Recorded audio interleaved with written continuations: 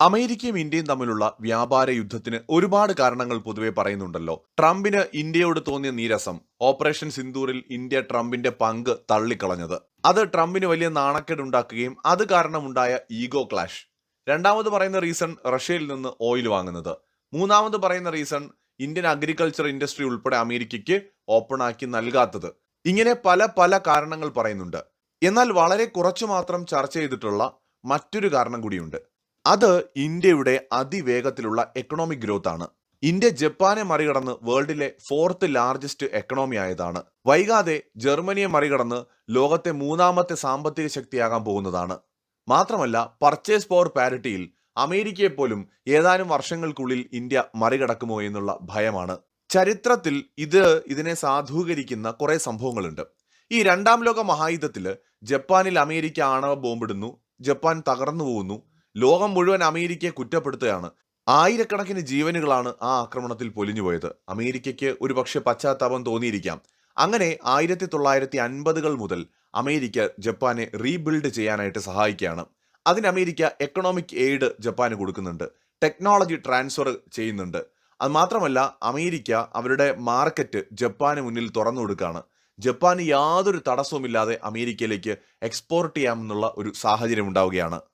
ജപ്പാന് ആകെ ശ്രദ്ധിക്കേണ്ടതുണ്ടായിരുന്നത് അവരുടെ ഇൻഡസ്ട്രിയെ ഡെവലപ്പ് ചെയ്യുന്ന കാര്യത്തിൽ മാത്രമായിരുന്നു. കാരണം ജപ്പാന്റെ സുരക്ഷ അമേരിക്ക ഏറ്റെടുത്തു. അതുകൊണ്ട് തന്നെ ഡിഫൻസിനൊന്നും കാര്യമായിട്ട് അവർക്ക് ഇൻവെസ്റ്റ് ചെയ്യേണ്ടി വന്നിട്ടില്ല. പക്ഷെ ജപ്പാൻ ഇന്ന് അതോർത്ത് പശ്ചാത്തപിക്കുന്നുണ്ട്, അത് വേറെ കാര്യം. പക്ഷെ അന്ന് ജപ്പാൻ ആകെ കോൺസെൻട്രേറ്റ് ചെയ്തത് അവരുടെ ഇൻഡസ്ട്രിയെ ഡെവലപ്പ് ചെയ്തെടുക്കുന്നതിന് മാത്രമായിരുന്നു. അങ്ങനെ ജപ്പാൻ ഒരു എക്സ്പോർട്ട് പവർ ഹൗസ് ആയി.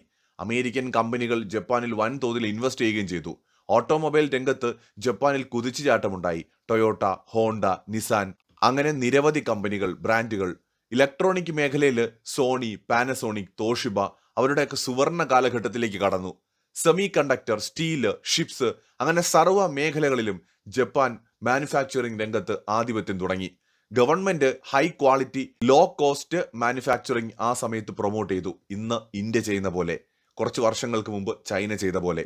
ജപ്പാൻ ഇത് 50-കളിലും 60-കളിലുമാണ് ചെയ്യുന്നത്. അമേരിക്കൻ വിപണിയിലേക്ക് മെയ്ഡ് ഇൻ ജപ്പാൻ പ്രോഡക്റ്റുകൾ ധാരാളം കുതിച്ചെത്തി. ഇന്ന് മെയ്ഡ് ഇൻ ചൈന എങ്ങനെ ലോകത്ത് ഡോമിനേറ്റ് ചെയ്യുന്നോ അത്രത്തോളം എത്തിയില്ലെങ്കിലും ഏതാണ്ട് അതേപോലെ തന്നെ ജപ്പാൻ എന്ന് പറയുന്ന രാജ്യം ലോകത്ത് ഡോമിനേറ്റ് ചെയ്തിരുന്നു. അതായത് അമേരിക്കൻ വിപണിയിൽ മെയ്ഡ് ഇൻ ജപ്പാൻ പ്രോഡക്റ്റുകൾക്ക് നിരവധി ആവശ്യക്കാരുണ്ടായിരുന്നു. വളരെ അഫോർഡബിൾ ആയിട്ടുള്ള പ്രൈസിൽ ഇത് കിട്ടുമെന്നുള്ളത് കൊണ്ട് അങ്ങനെ ജപ്പാൻ ലോകം മുഴുവൻ അവരുടെ പ്രോഡക്റ്റുകൾ വിറ്റ് സമ്പന്നരായി കൊണ്ടേയിരുന്നു. ഒരു ഘട്ടത്തിൽ അമേരിക്കൻ എക്സ്പേർട്സ്, ലോകത്തെ വിവിധ സാമ്പത്തിക വിദഗ്ധര്, മാധ്യമങ്ങളൊക്കെ ഒരു ലേഖനം എഴുതാൻ തുടങ്ങി. ജപ്പാൻ അധികം വൈകാതെ അമേരിക്കയെ മറികടക്കാൻ പോവുകയാണ്. ലോകത്തിലെ ഏറ്റവും വലിയ സമ്പന്ന രാജ്യമായിട്ട് മാറാൻ പോവാണ്. ഇത് അമേരിക്കയിൽ പാനിക് അറ്റാക്ക് ഉണ്ടാക്കി. 1988-നും 91-നും ഇടയിൽ ജപ്പാൻ കൈവരിച്ച വളർച്ച വളരെ വലുതായിരുന്നു. എന്നാൽ 80-കളോടുകൂടി തന്നെ ജപ്പാൻ അതിവേഗത്തിൽ വളരുന്നു എന്ന് അമേരിക്ക തിരിച്ചറിഞ്ഞിട്ടുണ്ടായിരുന്നു. അതിനുള്ളൊരു പണിയും അവർ ചെയ്തിരുന്നു കേട്ടോ. അതിലേക്ക് നമുക്ക് വരാം. 1990 ആയപ്പോൾ ജപ്പാന്റെ ടോട്ടൽ GDP എന്ന് പറയുന്നത് $3.1 ട്രില്യൺ അമേരിക്കയുടെ GDP $5.8 ട്രില്യൺ ആയിരുന്നു. 1995 ജപ്പാൻ അമേരിക്കയെ മറികടന്ന് ലോകത്തെ ഒന്നാമത്തെ സാമ്പത്തിക ശക്തിയാകുമെന്നുള്ള ഒരു വിലയിരുത്തലിലേക്ക് ലോകത്തെ സാമ്പത്തിക വിദഗ്ധരെല്ലാം എത്തിയ ഒരു കാലഘട്ടം. ഓർക്കണം, 90-കൾക്ക് ശേഷം നമ്മളിവിടെ നമ്മുടെ വിപണി തുറക്കാൻ പോകുന്നതേ ഉള്ളൂ. അപ്പോഴേക്കും ജപ്പാൻ ലോകത്തിലെ രണ്ടാമത്തെ സാമ്പത്തിക ശക്തിയായിരുന്നു. വൈകാതെ ഒന്നാമതെത്തുമെന്ന് പ്രവചിച്ചിരുന്ന രാജ്യമാണ്. പക്ഷെ പിന്നീട് 91-ന് ശേഷം ജപ്പാന്റെ സാമ്പത്തികമായ തകർച്ചയ്ക്ക് തുടക്കമായി. അതായത് ജപ്പാൻ സാമ്പത്തിക പതനത്തിലേക്ക് പോകാൻ തുടങ്ങി. എന്താണ് അതിന് കാരണമായത്?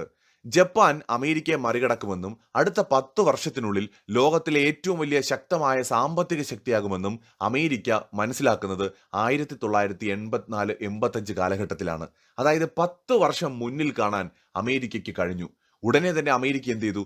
ജപ്പാനുമായിട്ട് ഒരു എഗ്രിമെന്റ് സൈൻ ചെയ്തു. ദ പ്ലാസ അക്കോർഡ് എന്ന് പറയുന്ന ഒരു എഗ്രിമെന്റ് 1985 സൈൻ ചെയ്യുന്നു. ഈ എഗ്രിമെന്റ് അനുസരിച്ച് അമേരിക്ക ജപ്പാനെ ഫോഴ്സ് ചെയ്യാണ്. എന്തിനാണ്? അവരുടെ ജാപ്പനീസ് യെന്നിന്റെ മൂല്യം വർദ്ധിപ്പിക്കുന്നതിന് വേണ്ടിയിട്ട് ജപ്പാനെ ഫോഴ്സ് ചെയ്യാണ്. അതൊരു വലിയ ചതിയായിരുന്നു. 5 രാജ്യങ്ങളാണ് അതിൽ, മേജർ എക്കണോമീസ് ആയിട്ടുള്ള 5 രാജ്യങ്ങളാണ് അതിലുണ്ടായിരുന്നത് ഈ പ്ലാസ അക്കോർഡ്. ഈ പ്ലാസ അക്കോർഡിൽ USA, Japan, UK, France, West Germany എന്നീ രാജ്യങ്ങളായിരുന്നു ഉണ്ടായിരുന്നത്. ഈ സമയത്ത് ഈ ഒരു പ്ലാസ അക്കോർഡിലൂടെ US ഡോളറിനെ ഡീവാല്യൂ ചെയ്തിട്ട് മറ്റ് കറൻസീസിന്റെ വാല്യൂസിനെ ഉയർത്തി. ഇതിലൂടെ ജപ്പാന്റെ യെന്നും ജർമ്മൻ കറൻസി എല്ലാം ഉയർന്നു. ഈ പ്ലാസ അക്കോർഡിന് ഇപ്പോഴത്തെ താരിഫ് യുദ്ധവുമായിട്ട് വലിയ സിമിലാരിറ്റി ഉണ്ട്. ഇന്ന് ട്രംപ് ഓടി നടന്ന് ഗൺ പോയിന്റിൽ നിർത്തിയിട്ട് രാജ്യങ്ങളെ കൊണ്ട് ഇത്തരമൊരു എഗ്രിമെന്റ് സൈൻ ചെയ്യിപ്പിക്കുന്നുണ്ട്, ഒരു ട്രേഡ് ഡീൽ ഉണ്ടാക്കുന്നുണ്ട്. യുഎസിന് ഫേവറബിൾ ആയിട്ടുള്ള ഒരു ട്രേഡ് ഡീൽ അല്ലാത്ത രാജ്യങ്ങളുടെ മേൽ താരിഫ് ചുമത്തുന്നുണ്ട്. എന്തുകൊണ്ടാണ് ഇപ്പോൾ ഇങ്ങനെ സംഭവിക്കുന്നതെന്ന് ചോദിച്ചാൽ, അമേരിക്ക 1985 അനുഭവിച്ച ആ ഭയം ഇന്ന് അനുഭവിക്കുന്നുണ്ട്. പല രാജ്യങ്ങളും അമേരിക്കയ്ക്കൊപ്പം എത്തുകയോ അമേരിക്കയെ മറികടക്കുകയോ ചെയ്യുമെന്നുള്ള ഭയം. അന്ന് അമേരിക്ക എന്തിനിങ്ങനെ ചെയ്തു എന്ന് ചോദിച്ചാൽ, US വിപണിയിൽ ജപ്പാൻ ഡോമിനേറ്റ് ചെയ്യുന്ന ഒരു കാലഘട്ടമാണ്. അന്ന് അമേരിക്കയിൽ നിന്ന് ജപ്പാനിലേക്കുള്ള കയറ്റുമതി വളരെ കുറവും ജപ്പാനിൽ നിന്ന് അമേരിക്കയിലേക്കുള്ള കയറ്റുമതി വളരെ കൂടുതലുമായിരുന്നു. ജപ്പാൻകാർ വലിയ ദേശീയവാദികളായിരുന്നു.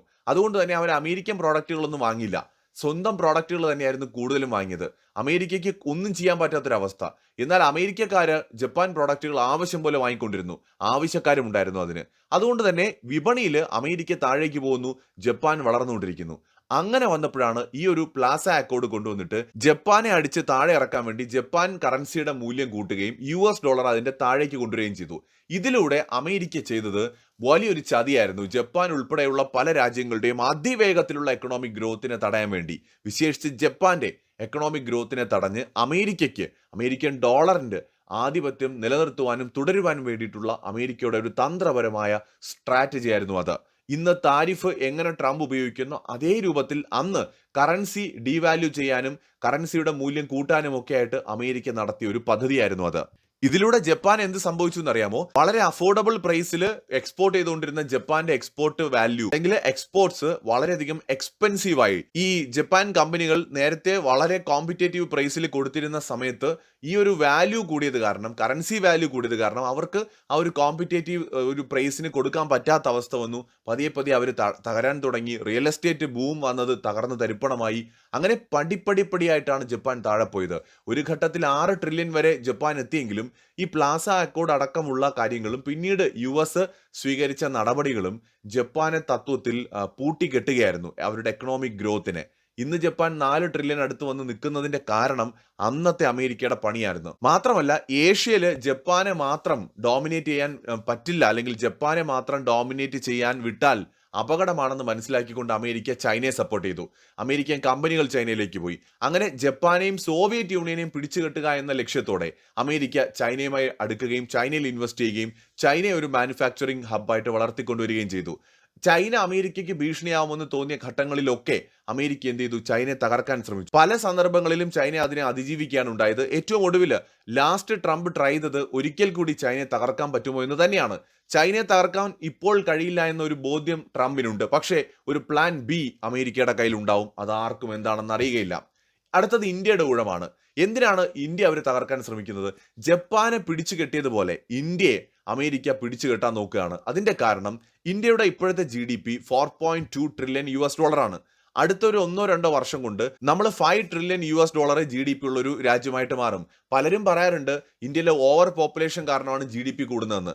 ആക്ച്വലി നോമിനൽ GDP കൂടുന്നതിന് ആനുപാതികമായിട്ട് തന്നെ GDP പെർ ക്യാപിറ്റയും കൂടുന്നുണ്ട്. അതായത് നമ്മുടെ നോമിനൽ GDP കൂടിക്കൊണ്ടിരിക്കുന്നു. ഇപ്പൊ 5 ട്രില്യൺ ആയി. അപ്പോഴും നമ്മുടെ പെർ ക്യാപിറ്റ $1500 ആണെങ്കിൽ ശരിയാണ്. പക്ഷെ ഇവിടെ പെർ ക്യാപിറ്റയും കൂടുന്നുണ്ട്. നമ്മൾ 5 ട്രില്യൺ US ഡോളർ ആവുന്നതോടെ നമ്മുടെ പെർ ക്യാപിറ്റ $3000 മുകളിലേക്ക് എത്തും. അങ്ങനെയാണെങ്കിൽ നമ്മൾ 10 ട്രില്യൺ US ഡോളറിലേക്ക് എത്തുമ്പം നമ്മുടെ പെർ ക്യാപിറ്റ ഒരു 5000-7000 ഇടയിലേക്ക് എത്താം. അപ്പോൾ ഇന്ത്യ 5 ട്രില്യൺ US ഡോളർ പിന്നിട്ട് കഴിഞ്ഞാൽ പിന്നെ നേരെ പോകുന്നത് 10 ട്രില്യൺ എന്ന് പറയുന്ന ഒരു നമ്പറിലേക്കാണ്. അമേരിക്ക നോക്കുമ്പോൾ 4 ട്രില്യൺ US ഡോളർ ഉള്ള ഇന്ത്യ അമേരിക്കയെ ഇപ്പോഴേ വകവയ്ക്കുന്നില്ല. റഷ്യയിൽ നിന്ന് എണ്ണ വാങ്ങരുതെന്ന് പറഞ്ഞിട്ട് വാങ്ങുന്നു. S-400 വാങ്ങരുത് എന്ന് പറഞ്ഞിട്ട് വാങ്ങുന്നു. റഷ്യയുടെ മേൽ സാങ്ഷൻസ് ചുമത്താൻ പറഞ്ഞിട്ട് കേൾക്കുന്നില്ല. പല കാര്യങ്ങളിലും സ്വതന്ത്രമായ പോളിസീസ് ഫോളോ ചെയ്യുന്നു. അപ്പൊ US അത് ശീലമില്ല. അവർക്കെല്ലാവരെയും അനുസരിപ്പിച്ചിട്ടേ ശീലമുള്ളൂ. അവരുടെ കൂടെ നിൽക്കുന്നവർ അവരെ എപ്പോഴും അനുസരിക്കണം, അവരുടെ കീഴിലായിരിക്കണമെന്നാണ് അവർ കരുതുന്നത്. എന്നാൽ ഇന്ത്യ അങ്ങനെയല്ല. ഇന്ത്യ എപ്പോഴും തുല്യമായ പങ്കാളിത്തമാണ് ആഗ്രഹിക്കുന്നത്. അമേരിക്ക ഈ തുല്യതയ്ക്ക് തയ്യാറല്ല. ഒരു പുറമേ വലിയ ആദർശവും തുല്യതയും ജനാധിപത്യവും ഒക്കെ പറയുമെങ്കിലും അമേരിക്ക ഒരിക്കലും തുല്യമായ പങ്കാളിത്തം ആഗ്രഹിക്കുന്ന ഒരു രാജ്യമല്ല. അങ്ങനെ വന്നപ്പോൾ ഇന്ത്യയെ ഏത് വിധേനയും തകർക്കണം എന്നുള്ളതാണ് അമേരിക്കയുടെ അടുത്ത ലക്ഷ്യം. തകർക്കണം എന്ന് പറഞ്ഞാൽ ഇന്ത്യൻ എക്കണോമിയെ തകർത്ത് തരിപ്പണമാക്കണമെന്നൊന്നും അവർക്കില്ല. ഇന്ത്യ ഒരു 4, 5, 6 ട്രില്യൺ US ഡോളർ ഒക്കെ പോകുമ്പോൾ അവിടെ അങ്ങ് നിൽക്കണം. 10 ട്രില്യൺ ഒന്നും നിങ്ങളിപ്പോൾ ആഗ്രഹിക്കേണ്ട, മതി. ഇത്രയൊക്കെ മതി. അതായത് ജപ്പാനെ 85-ല് പൂട്ടിക്കെട്ടാൻ തുടങ്ങുന്നു. ഏകദേശം ഒരു 6-7 വർഷം കൂടെ ജപ്പാൻ വളർന്നു. 91-ന് ശേഷമാണ് ഒരു പതിയെ താഴെ വീഴാൻ തുടങ്ങിയത്. അത് ഒറ്റയടിക്ക് താഴെ പോകുന്നൊന്നും നമുക്ക് പറയാൻ പറ്റില്ല. ജപ്പാന്റെ GDP ഗ്രോത്ത് താഴേക്ക് പോകുന്നത് ഗ്രാജുവലി ടൈം എടുത്താണ് പോയത്. പക്ഷെ പിന്നീട് ഒരു കുതിച്ച് കയറ്റം ഉണ്ടായിട്ടില്ല ജപ്പാന്റെ ചരിത്രത്തിൽ.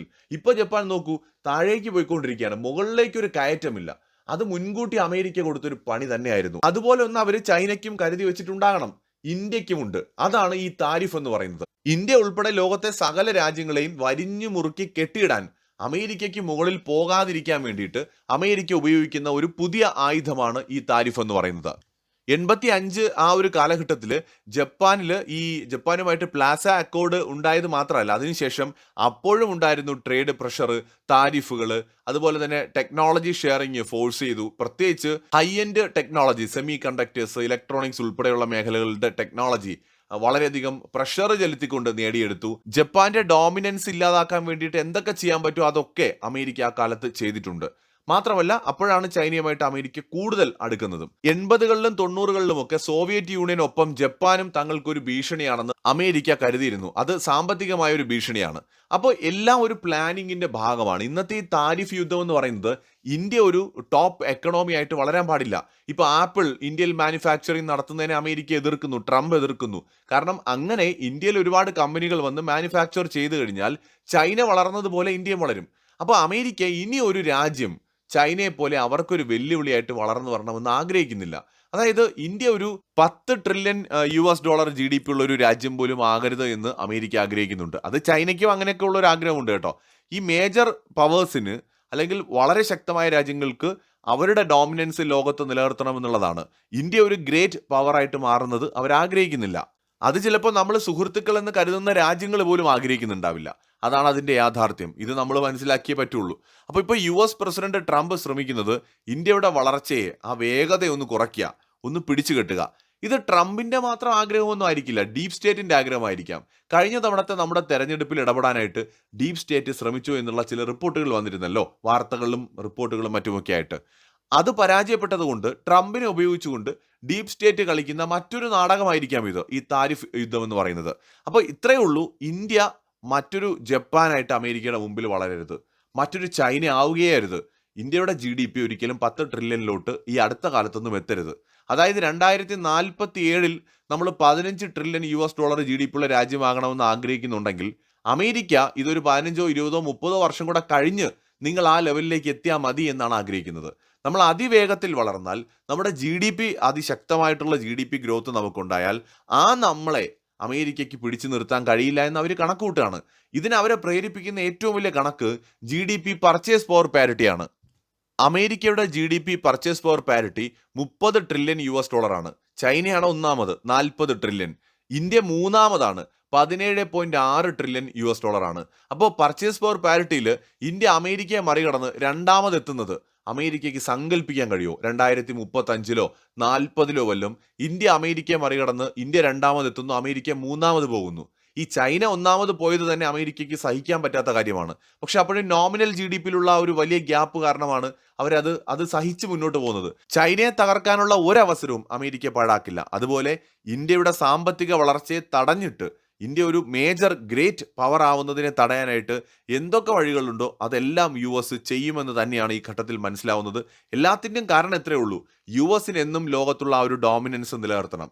91-ൽ ജപ്പാൻ തകരാൻ തുടങ്ങി. അതിനുള്ള പണി അമേരിക്ക ചെയ്തത് 85-ലാണ്. ഇപ്പോൾ 2035-ലൊക്കെ ആകുമ്പോൾ ഇന്ത്യ ചിലപ്പോൾ 10 ട്രില്യൺ US$ GDP ഉള്ള രാജ്യമായിട്ട് മാറുമെന്നുള്ള ഒരു കണക്കുകൂട്ടൽ അമേരിക്കയുടെ മുമ്പിലുണ്ടാവാം, അല്ലെങ്കിൽ അങ്ങനെ അവരുടെ എക്സ്പേർട്ട് വിശ്വസിക്കുന്നുണ്ടാവാം. അപ്പോൾ അതിനെ തടയാൻ വേണ്ടിയിട്ട് ചില വഴികൾ അമേരിക്ക ആലോചിക്കുമ്പോൾ ഒരു വഴി ഈ താരിഫ് എന്ന് പറയുന്നതായിരിക്കാം. നമുക്കറിയില്ല. അങ്ങനെയാണ് ഈ ലോകത്ത് പല സംഭവങ്ങളും നടക്കുന്നത്. കൂടുതൽ അപ്ഡേറ്റുകളുമായി വീണ്ടും വരാം.